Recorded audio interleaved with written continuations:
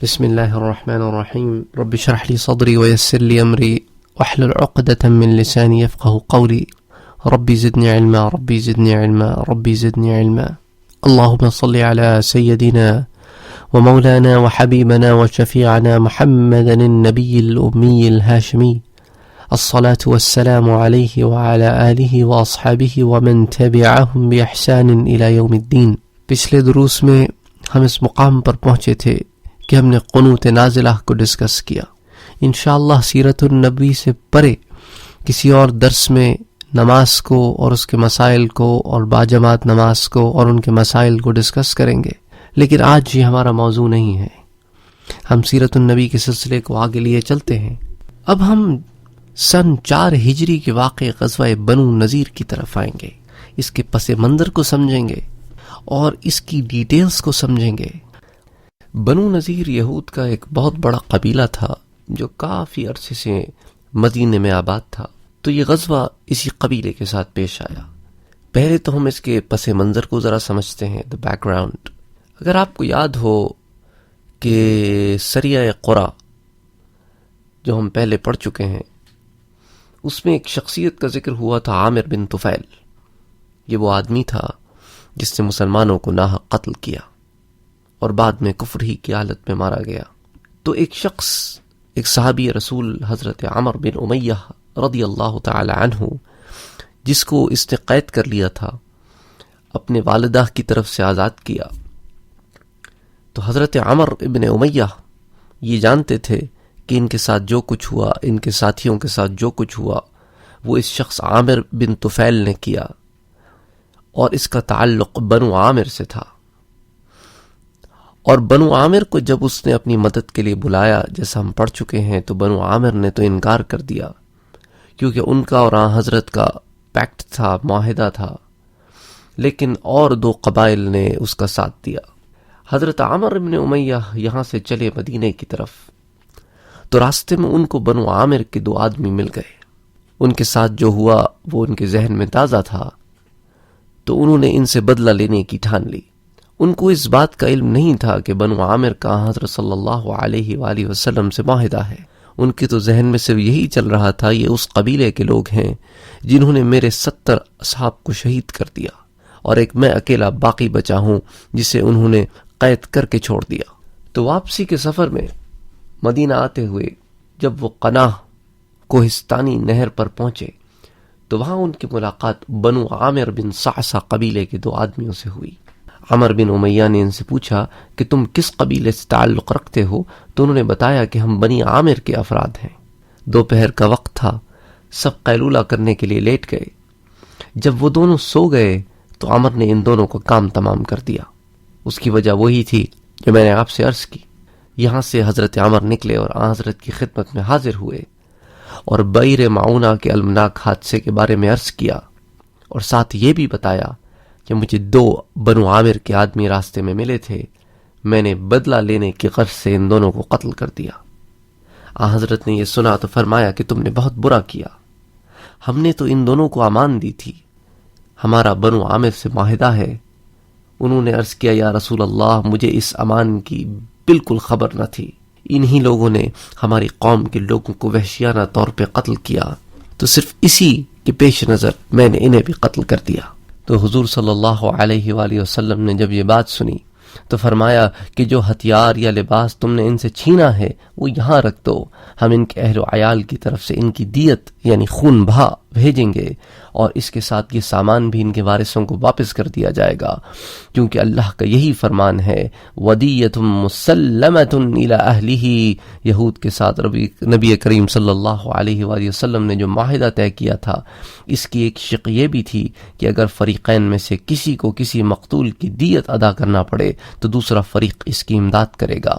تو بنو نذیر کے پاس جانے کی ایک وجہ تو یہ تھی حضرت صلی اللہ علیہ وآلہ وسلم کی کہ آپ ان کے پاس جا کر یہ بات کرنا چاہتے تھے کہ ایسے ایسے ہو گیا ہے اور اب دیت کی بات ہے، تو اب وہ وقت آ گیا ہے کہ آپ عہد وفا کریں اور آپ بھی کنٹریبیوٹ کریں دیت کی طرف. تو یہ بات کرنے حضرت صلی اللہ علیہ وآلہ وسلم بنو نذیر کی طرف جانا چاہتے تھے. سرور کائنات محمد مصطفیٰ صلی اللہ علیہ وآلہ وسلم ہفتے کے روز مسجد قباء میں تشریف لے آئے، وہاں نماز ادا فرمائی۔ حضور کے ہمراہ مہاجرین و انصار کا ایک گروہ بھی تھا، اور یہاں نماز ادا کرنے کی وجہ یہ تھی کہ قباء جو ہے وہ بنو نذیر کی علاقوں سے بہت قریب تھا، تو اس لیے آپ صلی اللہ علیہ وآلہ وسلم پہلے مدینے سے قباء تشریف لائے، پھر قباء سے بنو نذیر کی طرف گئے۔ نبی مکرم 8-9 صحابہ کے ہمراہ بنو نذیر کے ہاں تشریف لے گئے۔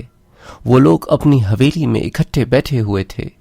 حضور انور وہاں تشریف فرما ہوئے اور انہیں کہا کہ ان 2 مقتولوں کی دیت ادا کرنے میں حسب معاہدہ وہ تعاون کریں۔ انہوں نے کہا یا ابا القاسم، آپ نے تشریف لا کے ہماری عزت افزائی فرمائی ہے، ہم آپ سے ضرور تعاون فرمائیں گے۔ آپ ہمارے ہاں تشریف رکھیے، کھانا تناول فرمائیے، پھر آرام سے بیٹھ کے گفت و شنید فرمائیں گے۔ تو بڑی ادب سے حضرت صلی اللہ علیہ وآلہ وسلم سے گفتگو کی، بہت عزت سے آپ کو بٹھایا اور خود پھر ادھر ادھر ہو کے سرگوشیاں کرنے لگے۔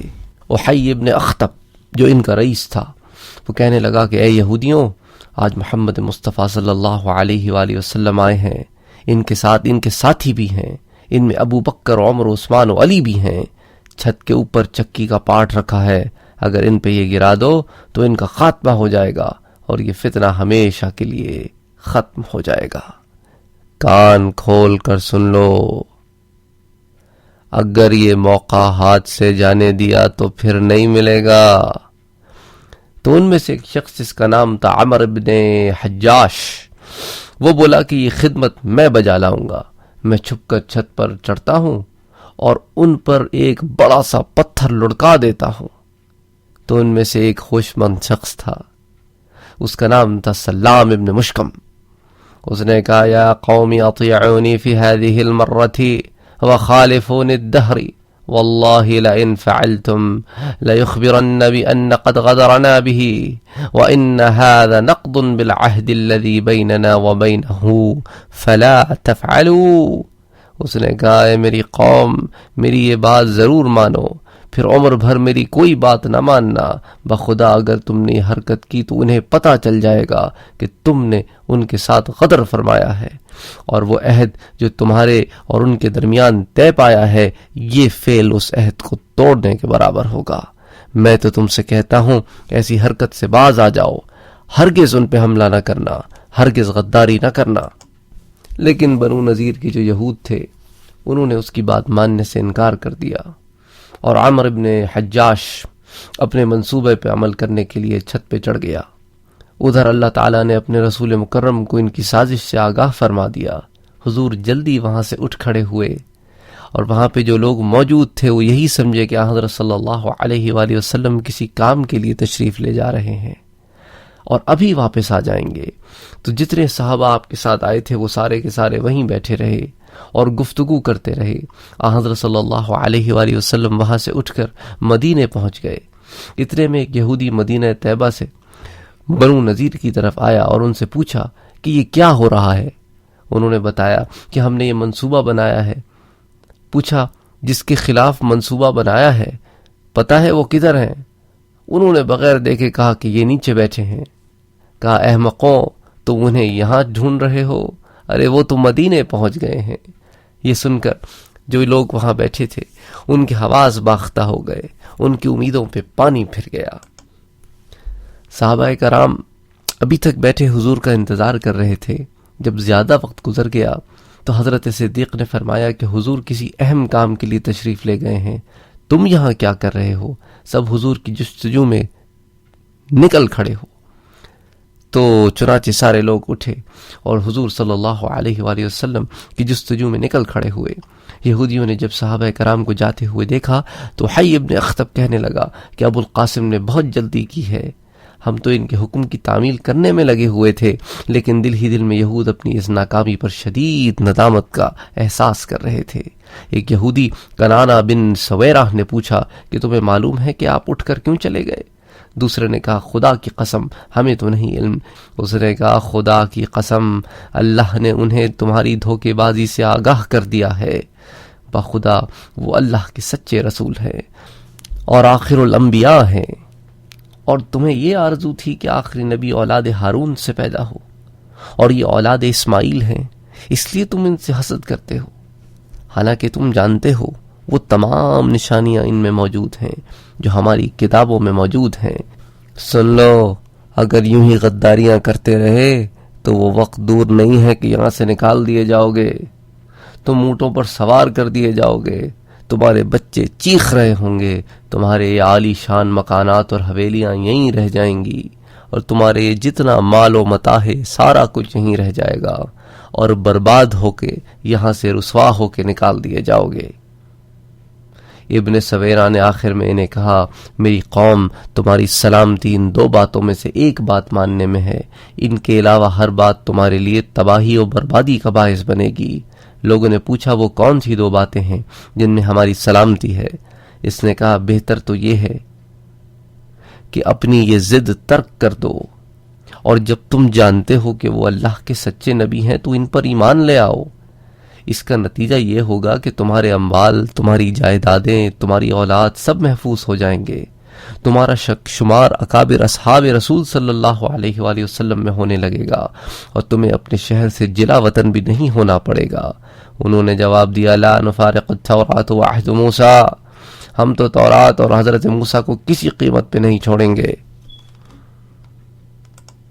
اس نے کہا پھر دوسری تجویز یہ ہے کہ اگر وہ تمہیں شہر سے نکل جانے کا حکم دیں تو سر تسلیم خم کر لو، اس طرح تمہاری جانیں، تمہاری اولاد، تمہارے اموال سب محفوظ رہیں گے، اور جو وہ حکم دیتے ہیں، جو وہ تجویز دیتے ہیں وہ منظور کر لو۔ سلام ابن مشکم نے کہا کہ ابھی ان کی طرف سے تمہیں یہاں سے نکل جانے کا حکم ملے گا۔ اے وحی ابن اخطب، اب تک تو نے میری کوئی بات نہیں مانی، اب دوبارہ غلطی نہ کرنا، ان کا حکم آئے گا تو فوراً عمل کر لینا۔ وحی بولا میں وعدہ کرتا ہوں میں ایسا ہی کروں گا۔ حضرت صلی اللہ علیہ وآلہ وسلم جب مدینہ طیبہ پہنچے تو آپ صلی اللہ علیہ وآلہ وسلم نے محمد بن مسلمہ کو یاد فرمایا۔ اسی اثناء میں صحابہ کرام بھی آپ کی خدمت اقدس میں پہنچ گئے۔ وہ صحابہ کرام جو آپ صلی اللہ علیہ وآلہ وسلم کے ساتھ وہاں موجود تھے، جو آپ کے بعد وہاں سے نکلے تھے، سو صدیق اکبر رضی اللہ تعالی عنہ نے فرمایا کہ یا رسول اللہ، حضور تشریف لے آئے اور ہمیں پتہ بھی نہ چلا۔ حضور نے فرمایا کہ یہود نے مجھے قتل کرنے کی سازش کی تھی، میرے اللہ نے مجھے بتا دیا اور میں اٹھ کے چلا آیا۔ محمد بن مسلمہ کو جب حضور کا پیغام پہنچا تو فوراً خدمت میں حاضر ہوئے۔ حضور نے انہیں فرمایا کہ بنو نذیر کے پاس جاؤ اور انہیں جا کر میرا یہ پیغام سناؤ کہ ان رسول اللہ صلی اللہ علیہ وآلہ وسلم ارسلنی الیکم ان اخرجوا من بلدی، کہ اللہ کے رسول صلی اللہ علیہ وآلہ وسلم نے مجھے یہ پیغام دے کر تمہاری طرف بھیجا ہے کہ حضور نے فرمایا ہے کہ میرے شہر سے نکل جاؤ۔ چنانچہ حضرت محمد بن مسلمہ رضی اللہ تعالی عنہ حضرت صلی اللہ علیہ وآلہ وسلم کا یہ پیغام لیے بنو نذیر کے پاس آئے اور انہیں کہا کہ مجھے حضرت صلی اللہ علیہ وآلہ وسلم نے تمہاری طرف ایک پیغام دے کر بھیجا ہے، لیکن وہ پیغام سنانے سے پہلے میں تمہیں ایک بات یاد دلانا چاہتا ہوں جس کا تم سب کو علم ہے۔ انہوں نے پوچھا وہ کون سی بات ہے؟ آپ نے کہا میں تمہیں اس تورات کا واسطہ دے کر پوچھتا ہوں جسے اللہ نے موسیٰ پہ نازل فرمایا۔ تمہیں یاد ہے کہ ایک روز حضور کی بعثت سے پہلے میں تمہارے پاس آیا تھا اور تمہارے سامنے تورات رکھی ہوئی تھی۔ تم نے مجھے کہا تھا اگر کھانا کھانا چاہتے ہو تو وہ پیش کرتے ہیں، اور اگر یہودی مذہب اختیار کرنے کے لیے آئے ہو تو ہم تمہیں یہودی بناتے ہیں۔ میں نے تمہیں کہا تھا کہ کھانا کھلاؤ تو کھا لوں گا، مگر یہودی بن جاؤں یہ ممکن نہیں۔ تو تم نے مجھے ایک تشت میں کھانا کھلایا تھا۔ تم نے مجھ سے پوچھا تھا کہ میں تمہارا دین کیوں قبول نہیں کرتا، کیا تم دین ابراہیمی کے متلاشی نہیں ہو؟ ابو عامر راہب دین ابراہیمی کا پیروکار نہیں ہے۔ اس دین والا نبی ہمارے پاس آ گیا ہے جس کی یہ نشانیاں ہیں۔ وہ ہنسنے والا ہے، دشمنان حق پہ سخت ہے، اور اس کی آنکھوں میں سرخی ہے۔ وہ یمن کی طرف سے آئے گا، وہ اونٹ پر سوار ہوگا، امامہ باندھا ہوگا اور روٹی کے سوکھے ٹکڑے پر اکتفا کرے گا۔ وہ دانائی کی باتیں کرے گا تو یہ ساری باتیں تم نے مجھ سے ذکر کی؟ تو یہود نے کہا کہ بے شک تم نے جو کہا وہ درست کہا، یہ ساری باتیں ہم نے تم سے کی تھیں، لیکن جن علامتوں کا ذکر ہم نے تم سے کیا تھا ہم وہ ان کو محمد مصطفیٰ میں نہیں پاتے۔ محمد بن مسلمہ نے کہا جو بات میں تمہاری طرف لے کے آیا ہوں اس سے پہلے میں یہ بات تم کو یاد دلانا چاہتا تھا، یہ وہ بات تھی جو تم نے مجھ سے کہی تھی کہ جب وہ نبی آئے گا تو تم اس کے پیروکار بنو گے، لیکن اب جب کہ وہ نبی آ گیا ہے تو تم اس کے پیروکاری سے انکار کرتے ہو۔ اب چونکہ یہ بات میں نے تم کو بتا دی اور پھر تمہارا انکار بھی سن لیا، تو اب سنو محمد مصطفیٰ صلی اللہ علیہ وآلہ وسلم نے مجھے تمہارے پاس کیوں بھیجا ہے۔ وہ اس لیے بھیجا ہے کہ جو معاہدہ تمہارے اور محمد مصطفیٰ صلی اللہ علیہ وآلہ وسلم کے درمیان تھا تم نے دھوکہ بازی کر کے اس معاہدے کو توڑ دیا ہے۔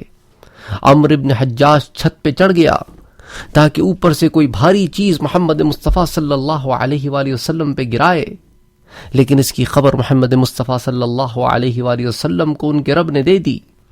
تو جب یہود نے یہ بات سنی، بنو نذیر کے لوگوں نے یہ بات سنی، تو ان پہ ایک سناٹا سا چھا گیا کہ اللہ کے رسول صلی اللہ علیہ وآلہ وسلم کو ہمارے سارے پروگرام کی، یہاں تک کہ اس آدمی کا نام تک کی خبر ہو گئی ہے۔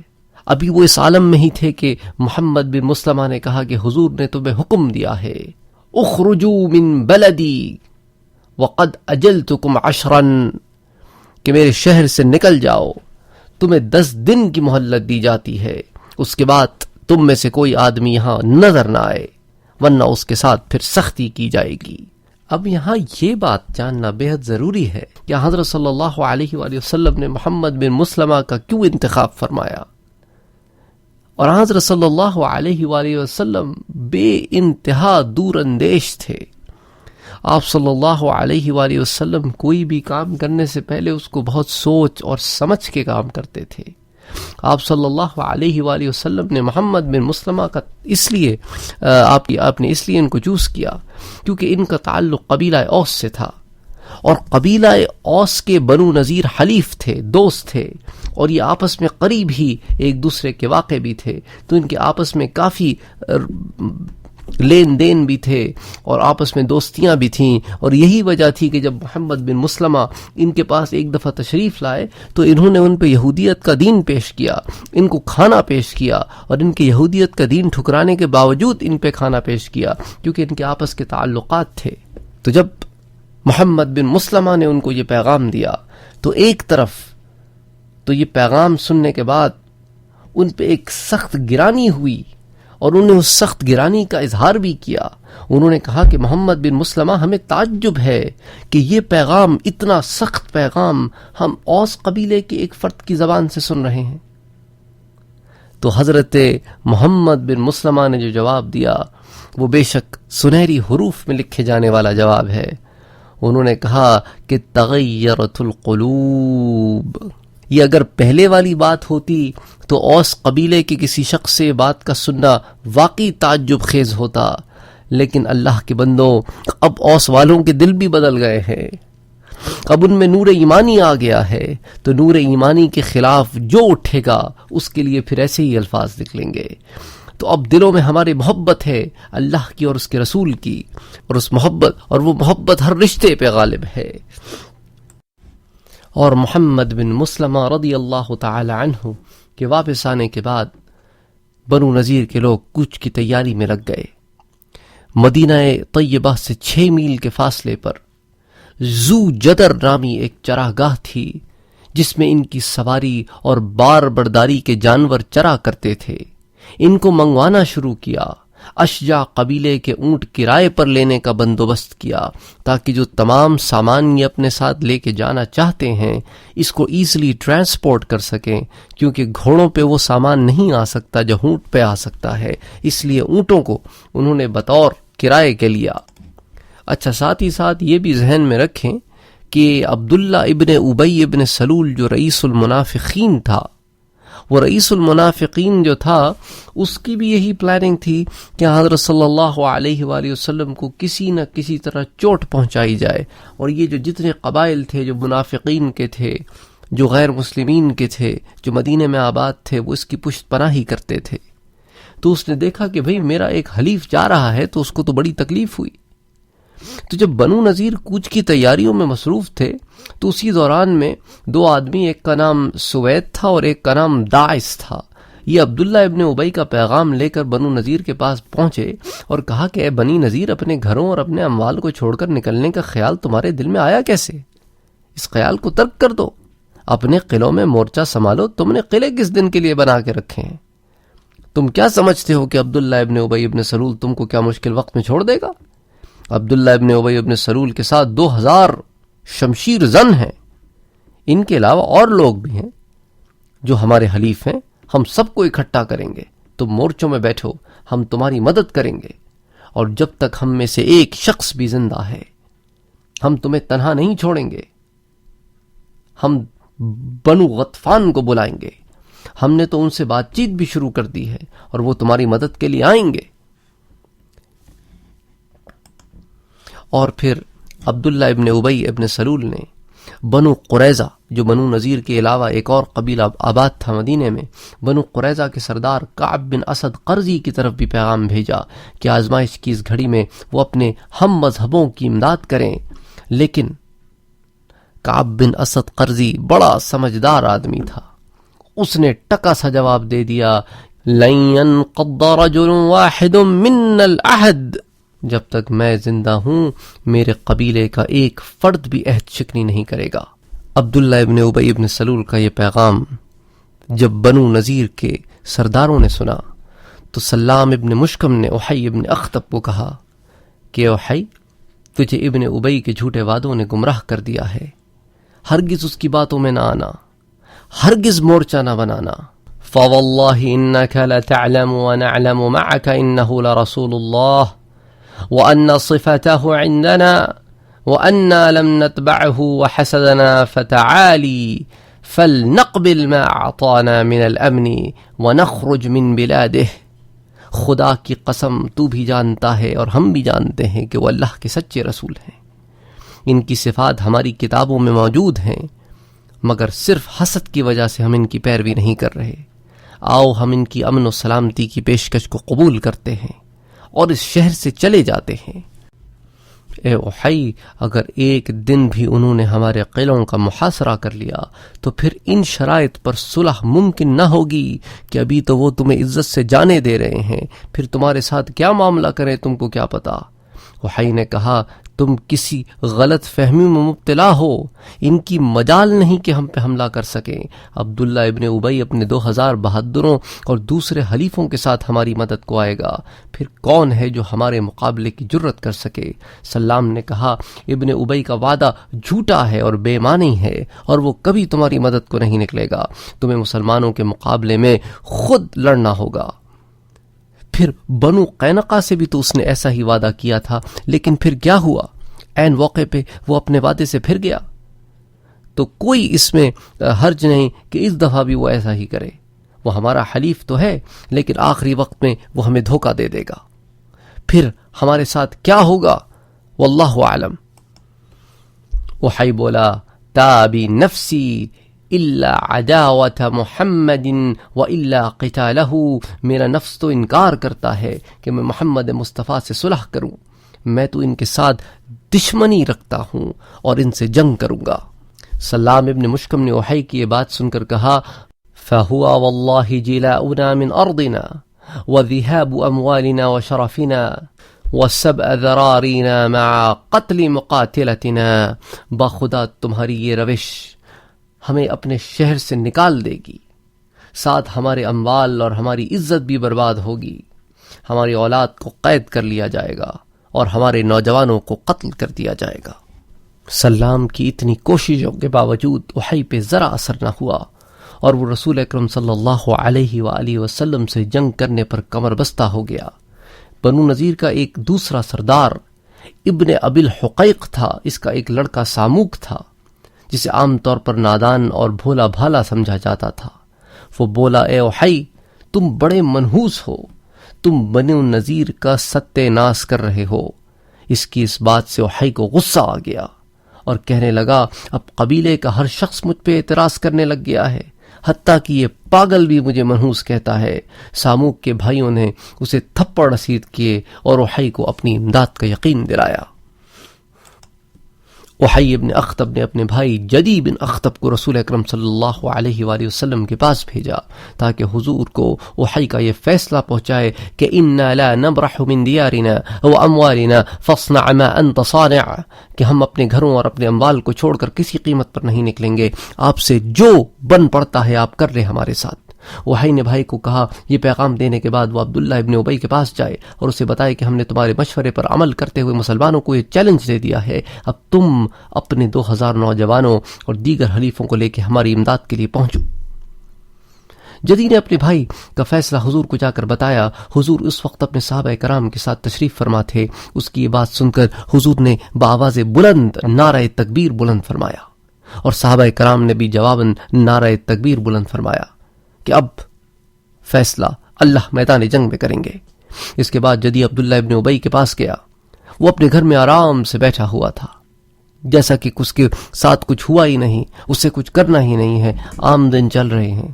اسی اسنا میں حضور اکرم صلی اللہ علیہ وآلہ وسلم کی طرف سے اعلان کیا جا رہا تھا کہ مسلمانوں اٹھو اور بنو نذیر کے قلعوں کا چل کے محاصرہ کرو۔ یہ اعلان سن کے عبداللہ ابن ابی بن سلول کا اپنا بیٹا عبداللہ بن ابی بن سلول کھڑے ہوئے، جو صحابی تھے اور بڑے پکے اور سچے مسلمان تھے۔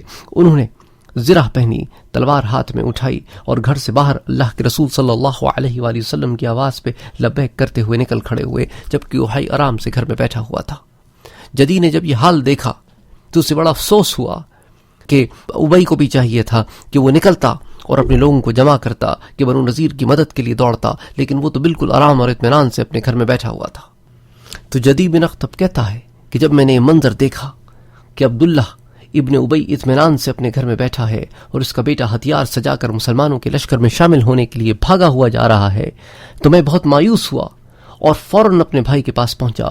اس نے مجھ سے پوچھا خیر تو ہے؟ میں نے کہا خیر نہیں، شر ہی شر ہے۔ میں نے کہا جب تیرا پیغام محمد مصطفیٰ صلی اللہ علیہ وآلہ وسلم کو پہنچایا تو آپ نے بآواز بلند نعرہ تکبیر کہا اور ہمارے خلاف جنگ کا اعلان کیا، اور پھر میں عبداللہ بن ابی کے پاس آیا اور اسی صورتحال سے آگاہ کیا۔ تو وحی نے پوچھا تو ابی نے جواب کیا دیا؟ جدی نے کہا کہ مجھے تو اس کے پاس سے کوئی خیر نظر نہیں آتی، اس نے صرف اتنا کہا کہ میں بنو غطفان میں اپنے حلیفوں کو پیغام بھیجتا ہوں، وہ تمہارے ساتھ قلعوں میں داخل ہو جائیں گے۔ تو یہ وہ چند حالات و واقعات تھے جو پس منظر تھا، جو بیک گراؤنڈ تھا غزوہ بنو نذیر کا۔ انشاءاللہ اگلے درس میں ہم غزوہ بنو نذیر کو اور اس میں ہونے والے حالات و واقعات کو اور اس کے بعد ہونے والے کانسیکوینسز کو، جو بنو نذیر کے ساتھ آخر ہوا کیا اور وہ کدھر گئے اور کہاں جا کے بسے اور اللہ کے رسول صلی اللہ علیہ وآلہ وسلم نے ان کے ساتھ کیا معاملہ فرمایا، ان تمام چیزوں کو ڈسکس کریں گے۔ وما علینا الا البلاغ۔ اللهم صل على سيدنا ومولانا محمد النبي الامين الكريم محمد النبي الامي الهاشمي، الصلاة والسلام عليه وعلى آله واصحابه ومن تبعهم باحسان الى يوم الدين۔